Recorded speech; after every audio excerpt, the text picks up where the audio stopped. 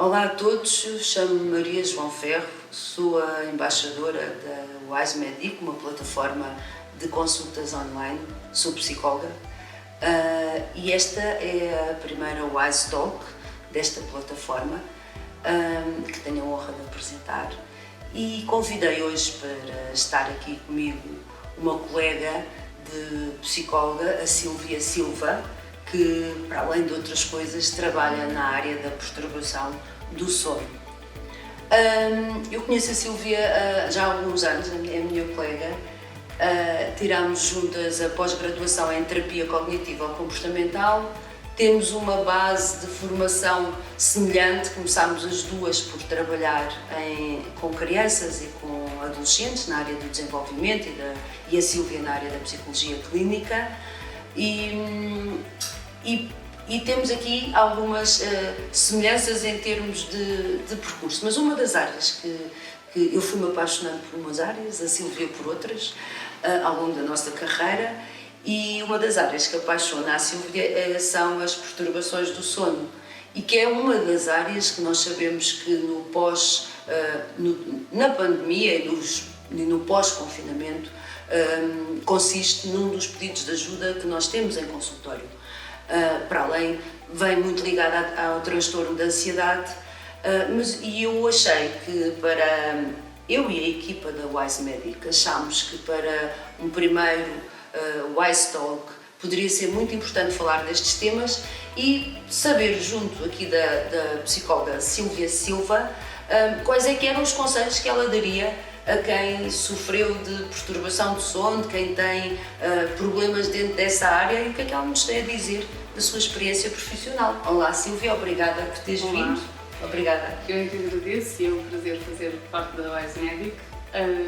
Sim, as perturbações do sono aumentaram muito durante a pandemia, por várias razões, mas principalmente pelas alterações também das rotinas das pessoas, não é? É importante que eu gosto sempre de fazer o rastreio, primeiro a nível físico, perceber se existe algum problema físico para não estarmos a fazer uma intervenção psicológica quando existe, por exemplo, um problema de respiração. Depois, a partir daí, descartando essa situação, então começamos a perceber o que é que se passa, o que é que foi alterado na vida da pessoa que possa justificar então essa perturbação do sono, e houve muitas alterações. A ansiedade, obviamente, que está praticamente na base de todas as perturbações do sono, mas também não podemos esquecer que existem muitas alterações nas rotinas em termos do deitar e do levantar. Sim. Quem ficou em casa teve tendência, como quase sempre tem, a deitar-se mais tarde e levantar-se mais tarde, não ter horas para a alimentação, por exemplo, e tudo isto obriga a um ajuste do organismo, não é, ao nosso relógio biológico, que vai alterar tudo, e depois não se consegue adormecer de uma forma automática como tínhamos feito até então. A isto se chama higiene do sono. É um nome um bocadinho curioso, mas é assim mesmo. A higiene do sono é aquilo que nós precisamos de fazer para conseguir criar uma rotina, criar uma regra e dizer de alguma forma ao nosso organismo que é aquela hora que nós pretendemos descansar. Mas para isso acontecer de uma forma automática tem que ser sempre da mesma forma, não podemos estar sempre a alterar isto para depois não termos a surpresa de querermos descansar e não conseguirmos. Eu não sei se tu sentes isso, na minha consulta o que eu senti também é que há um menor exercício físico, uma atividade física também reduzida, que também altera a higiene do sono, e depois há uma série, não sei se tu sentiste isso, eu senti na minha consulta uma série há uma maior proximidade das famílias entre si. Há ali uma série se calhar, de conflitos que nunca iriam existir e que há uma tendência com o confinamento, naturalmente até, não é? para que eles surjam. E depois também um excesso do uso do ecrã. Não sei se vocês no sono trabalham, quer dizer, sei, mas acho que era mais giro seres tu a explicar, e não sei tão aprofundadamente como tu, obviamente, porque é uma... É isso mesmo, acaba por estar tudo interligado, não é? Não existe tanto exercício físico que é necessário, nós precisamos nos sentir cansados para conseguirmos também descansar e adormecer. E depois, não havendo um cansaço físico, há uma sobrecarga em termos de cansaço psicológico, nomeadamente na subutilização dos telemóveis, computadores e afins, não é?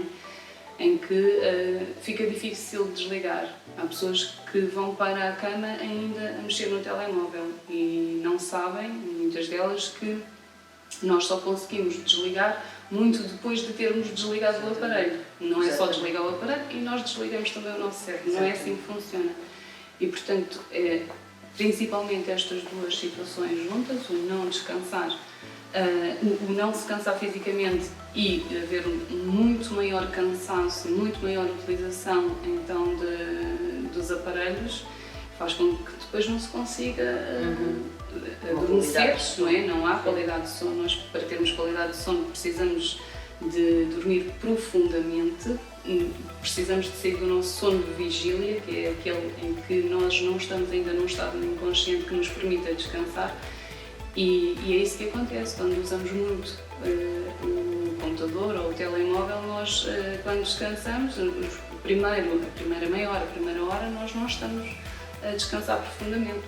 Ainda estamos a perder, estamos a fazer ainda estamos só a desligar. Há uma coisa interessante, não sei se vocês na área específica do sono trabalham, que é até numa perspectiva evolutiva. Eu costumo dizer isso na minha consulta. Tu estás, e de um ponto de vista neuropsicológico, não é? Tu estás a enviar, quando tens o ecrã, estás deitada com o ecrã, tu tens luz, não é? E estás a enviar o quê ao teu cérebro, que é praticamente igual aos nossos antepassados do Neolítico, é ok, olha, está a acordar, sim, vamos acordar, estamos aqui com luz, vais ter que estar alerta. Portanto, eu penso que, e defendo que o desligar torna-se também cada vez mais lento. Claro, não concordas? Claro que sim. Aquilo que era suposto e que raramente se faz, nos deitarmos quando deixa de haver luz solar, não é? Sim, devia ser mais cedo. E levantarmos quando nasce o sol. Exatamente. Estamos preparados biologicamente. Deveria ser assim, até porque nós deveríamos aproveitar toda a luz solar, porque é muito benéfico para a nossa saúde, a todos os níveis, não é? E quando nós contrariamos isso, mesmo quando as pessoas dizem sim, mas eu durmo o mesmo número de horas, pode dormir o mesmo número de horas, mas de certeza absoluta que não faz o mesmo efeito, porque nós estarmos a dormir de dia não é a mesma coisa que estarmos a dormir de noite, não é? Até os níveis de vitamina D ficam completamente alterados, existem sintomatologias depressivas que não são depressões efetivas, mas sim têm a ver com estes desequilíbrios químicos, que têm a ver com a falta de sono à noite, e isto tem que ser tudo visto e tem que ser tudo equilibrado. E muitas vezes é apenas isto, que é muito, mas é isto que está na base das perturbações do sono. Sim, que depois podem vir a estar na base das depressões, dos traços depressivos e da própria ansiedade, que depois não conseguimos. Às tantas temos aqui uma complexidade de fatores que interagem entre si. É uma bola de neve, porque já existe esta dificuldade. A pandemia trouxe uma necessidade das pessoas ajustarem os seus padrões de processamento mental.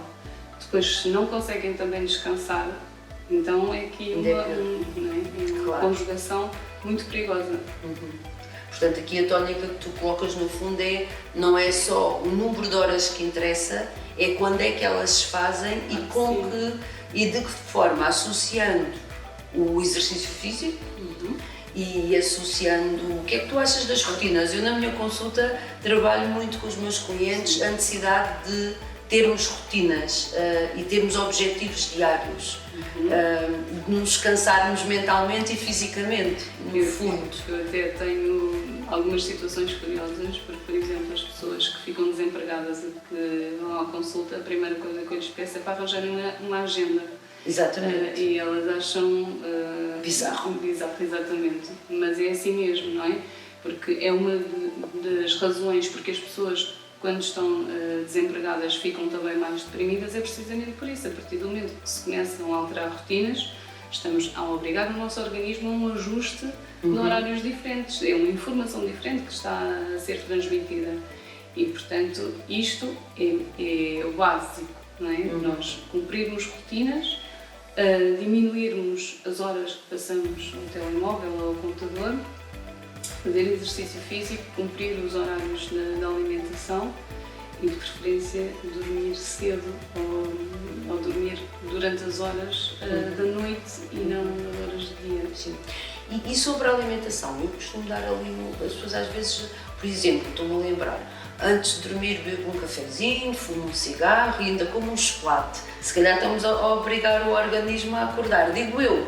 O que é que tu achas sobre isso? Tudo o que sejam estimulantes devem ser evitados. Sim, os açúcares também, não é? Sim, da mesma forma que estávamos a falar dos aparelhos eletrónicos, tudo o que nós ingerimos e que possa ser estimulante, se bem que depende de pessoa para pessoa. Sim, há pessoas que bebem tantos cafés que mais ou menos um já não faz nada, não é? Mas se realmente isso provocar algum efeito na pessoa, deve evitá-lo, não é? Principalmente se já tiver uma dificuldade em ter um sono de qualidade, então temos mesmo que evitar até mesmo comidas muito processadas ou muito pesadas que obriguem uma digestão mais complexa. Isso também deve ser evitado para se conseguir descansar melhor. Ok, obrigada Silvia pelo teu testemunho, é um gosto ter-te aqui e obrigada a todos por esta assistência à nossa primeira Wise Talk com a psicóloga Silvia Silva. Obrigada. Obrigada.